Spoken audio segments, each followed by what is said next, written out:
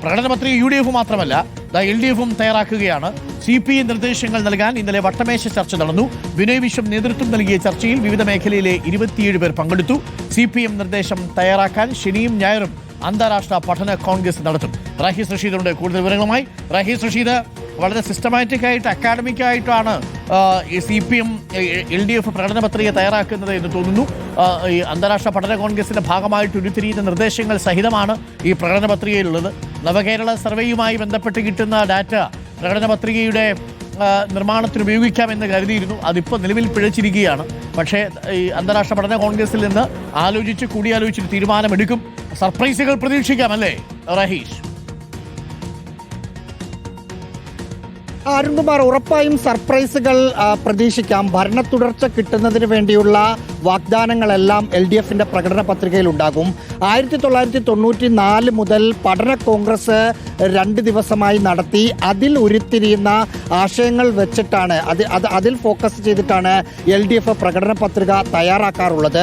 അതിൽ 2021 കോവിഡ് ആയതുകൊണ്ട് കഴിഞ്ഞ തവണ പഠന കോൺഗ്രസ് നടന്നിരുന്നില്ല. മറ്റു തരത്തിൽ പ്രകടന പത്രിക തയ്യാറാക്കുകയായിരുന്നു.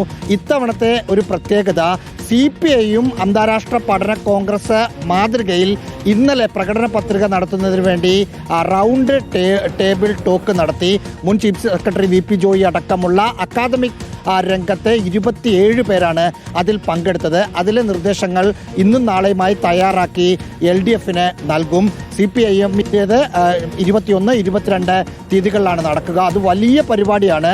ഏതാണ്ട് 46 സെമിനാറുകളിലായി 300 വിദഗ്ധരാണ്, അത് എല്ലാ മേഖലയിലും വിദഗ്ധരുണ്ട്, പങ്കെടുക്കുക. അതിനുശേഷം അതിലെ നിർദ്ദേശങ്ങളും CPIയിൽ ഇന്നലെ ഉണ്ടായ ടേബിൾ ടോക്ക് ഡിസ്കഷനിലുണ്ടായ നിർദ്ദേശങ്ങളും മറ്റ് LDF കക്ഷികൾ നൽകുന്ന നിർദ്ദേശങ്ങളും വെച്ച് തെരഞ്ഞെടുപ്പ് പ്രഖ്യാപിച്ചതിന് തൊട്ടു പിന്നാലെ തന്നെ LDFിന്റെ പ്രകടന പത്രികയും വരും. കഴിഞ്ഞ പ്രകടന പത്രികയിൽ 2500 രൂപ ക്ഷേമ പെൻഷൻ നൽകും, 21,000 രൂപ ആശാവർക്കർമാരുടെ ഓണറേറിയം ആക്കും എന്നൊക്കെയുള്ള വാഗ്ദാനങ്ങൾ ഉണ്ടായിരുന്നു. അതൊക്കെ ആവർത്തിക്കുമോ, കൂട്ടുമോ, കുറയ്ക്കുമോ, അത് ഒഴിവാക്കുമോ എന്നതൊക്കെ പ്രകടന പത്രിക പുറത്തിറങ്ങുമ്പോൾ വരുന്ന വാർത്തകൾ ആയിരിക്കും. Arunkumar, thank you. റഹീസ് റഷീദാണ് വിവരങ്ങൾ നൽകിയത്.